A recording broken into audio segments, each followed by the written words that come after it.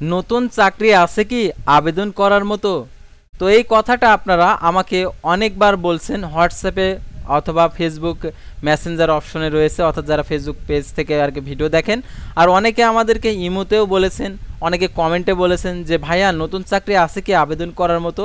আমার চাকরি প্রয়োজন, সরকারি কোনো নিয়োগ বিজ্ঞপ্তি যদি থেকে থাকে আবেদন করার মতো নতুন চাকরি, আমার পছন্দের চাকরি, এই অধিদপ্তরের অমুক হচ্ছে মন্ত্রণালয়ের। তো এরকম আপনারা অনেকে কমেন্ট করে থাকেন। তো আপনাদের এই কমেন্টের উপর ভিত্তি করে আমি একটি ভিডিও তৈরি করেছি যে নতুন চাকরি আছে কি আবেদন করার মতো, পছন্দের সরকারি 3টি নিয়োগ বিজ্ঞপ্তি, অর্থাৎ আপনার পছন্দের 3টি সরকারি নিয়োগ বিজ্ঞপ্তি আজকের এই ভিডিওটিতে আলোচনা করব। অর্থাৎ এই নিয়োগের আবেদনের শুরুর তারিখ, শেষ তারিখ এবং আবেদনটি কিভাবে করতে হবে সম্পূর্ণ কিছু বিস্তারিত আজকের এই ভিডিওটিতে থাকছে। তাই ভিডিওটি না টেনে মনোযোগ সহকারে শেষ পর্যন্ত দেখতে থাকুন। আর এই ভিডিওটি যদি প্রথমবার দেখে থাকো তাহলে অবশ্যই এই ভিডিওটিতে একটি লাইক করে দিবে। আর ভিডিও শুরুর প্রথমে যারা আমাদের অল জব নিউজ বাংলাদেশ এই চ্যানেলটিকে সাবস্ক্রাইব করেনি অবশ্যই আমাদের এই চ্যানেলটিকে সাবস্ক্রাইব করে রাখবে এবং notification bell button all press করে রাখবে। আর এই ভিডিওটিতে অবশ্যই একটি লাইক করে দেবে। আর যদি কোনো মন্তব্য থেকে থাকে অবশ্যই আপনার মন্তব্যটি লিখে এখানে কমেন্টের মাধ্যমে জানিয়ে দেবেন, তাহলে আপনার মন্তব্য অনুযায়ী আমরা অবশ্যই অ্যান্সার দেওয়ার চেষ্টা করব। আর যারা আমাদের ফেসবুক পেজে যুক্ত হননি তারা আমাদের ফেসবুক পেজে যুক্ত হওয়ার জন্য দেখতে পাচ্ছেন লাইক অন ফেসবুক, তো এই লিঙ্কে ক্লিক করে দেবেন। তো ক্লিক করে দেওয়ার সাথে সাথে আমাদের ফেসবুক পেজটি ওপেন হয়ে যাবে। তো আমাদের ফেসবুক পেজের নামটি হচ্ছে অল জব নিউজ বাংলাদেশ। যারা এই লিঙ্ক বুঝেন না তারা কি করবেন, আর কি ফেসবুকের সার্চ অপশন রয়েছে, সেই সার্চ অপশনে গিয়ে অল জব নিউজ বাংলাদেশ লিখে সার্চ করলেই এই ফেসবুক পেজটি পেয়ে যাবেন। এই ফেসবুক পেজে নিয়মিত সকল আপডেট দেওয়া হয়ে থাকে আর পাশাপাশি সার্কুলারগুলো পোস্ট করা হয়ে থাকে, ডাউনলোড করে নিতে পারবেন। তো আর কথা না বাড়িয়ে চলে যাচ্ছে মূল সার্কুলার পেজে। আর অল জব নিউজ বাংলাদেশ এই চ্যানেলে সরকারি, বেসরকারি, এনজিও, ডিফেন্স, শিক্ষক নিয়োগ, sales, marketing, railway job, NGO job, এক কথায় সকল ধরনের নিয়োগ বিজ্ঞপ্তির আপডেট জানতে পারবেন। তো আর কথা না বাড়িয়ে চলে যাচ্ছে মূল সার্কুলার, অর্থাৎ আপনাদেরকে প্রথমে আমি দেখিয়ে দিচ্ছি। অর্থাৎ আপনারা অনেকে আছেন সমাজ সেবায় আবেদন করতে চান, তো অনেকে আছেন এই নিয়োগ বিজ্ঞপ্তি যে প্রকাশিত হয়েছে অনেকে এটা জানেন না।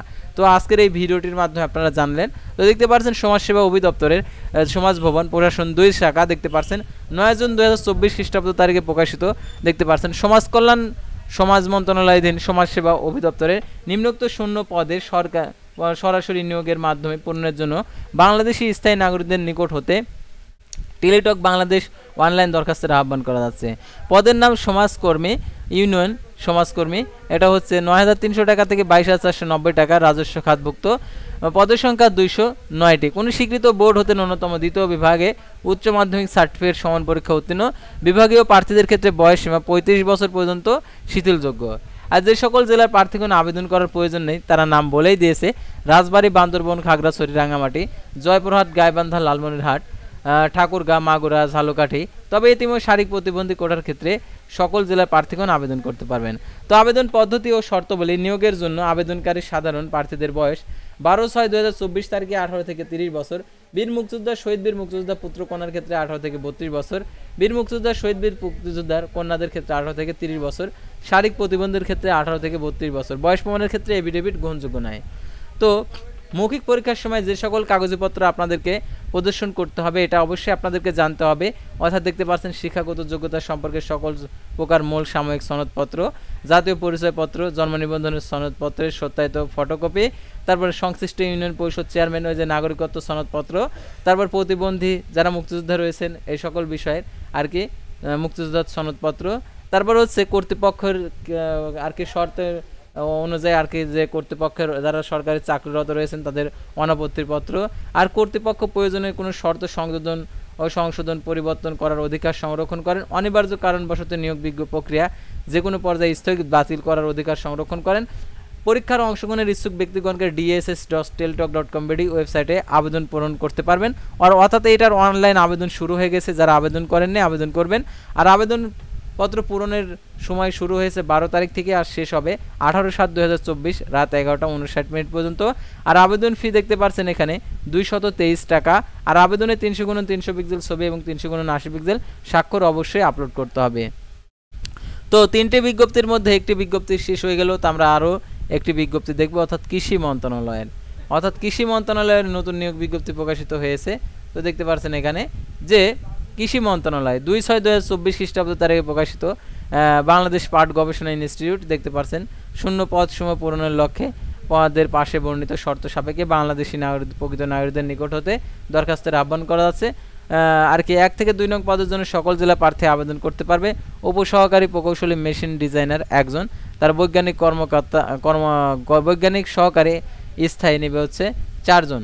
এটার জন্য দেখতে পাচ্ছেন মাধ্যমিক স্কুল সার্টিফিকেট, আর এটার জন্য দ্বিতীয় বিভাগ বিএসসি পাস, বয়ান প্রকৌশলী ডিপ্লোমা, প্রকৌশলীতে ডিপ্লোমা 2 বছরের অভিজ্ঞতা সহ বয়ান কোর্স সার্টিফিকেটধারী হতে হবে। সকল জেলা প্রার্থী আবেদন করতে পারবে।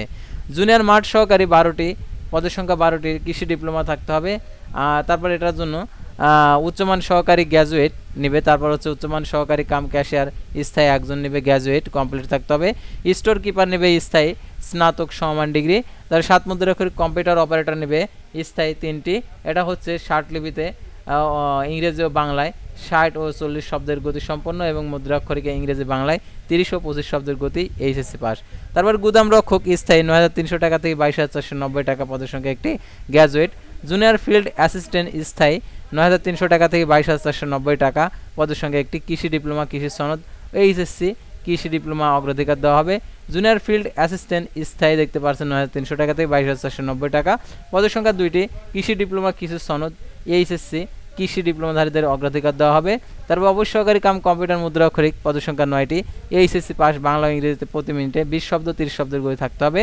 তারপর অফিস সহকারী কাম কম্পিউটার মুদ্রাক্ষরিক 9,300 টাকা থেকে 22,490 টাকা, পদের সংখ্যা একটি, এইচএসসি পাস, বাংলা ইংরেজিতে প্রতি মিনিটে 20 ও 30 শব্দের গতি থাকতে হবে।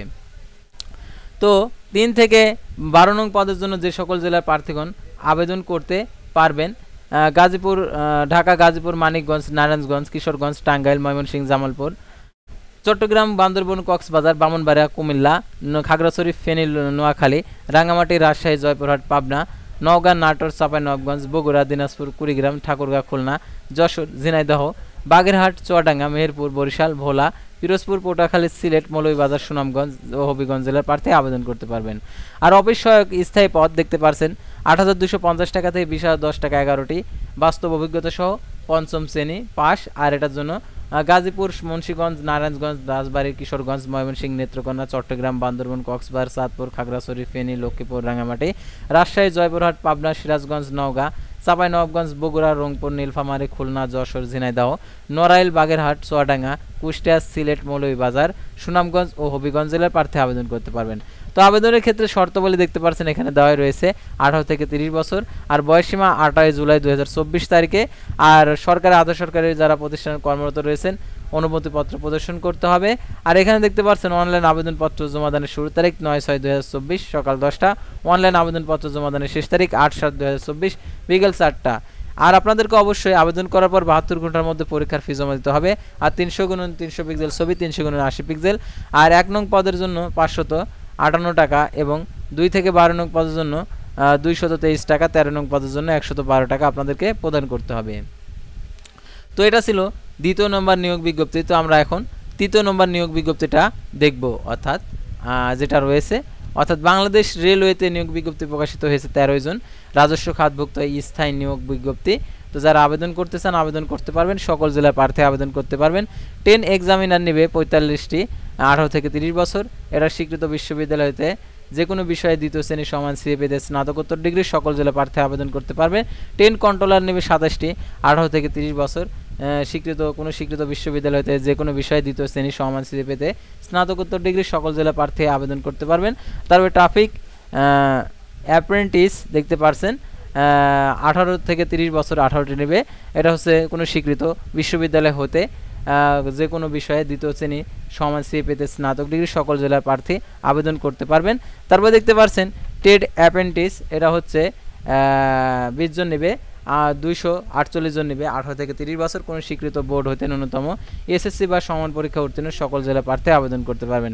1/7/2024 তারিখে 18 থেকে 30 বছরের মধ্যে হতে হবে। আর বীর মুক্তিযোদ্ধা, শহীদ বীর মুক্তিযোদ্ধা পুত্রকন্যার ক্ষেত্রে 18 থেকে 32 বছর। আর যারা সরকারি তো কর্মকর্তা রয়েছেন ডিপার্টমেন্ট ক্যান্ডিডেট ঘরে টিক চিহ্ন দিতে হবে।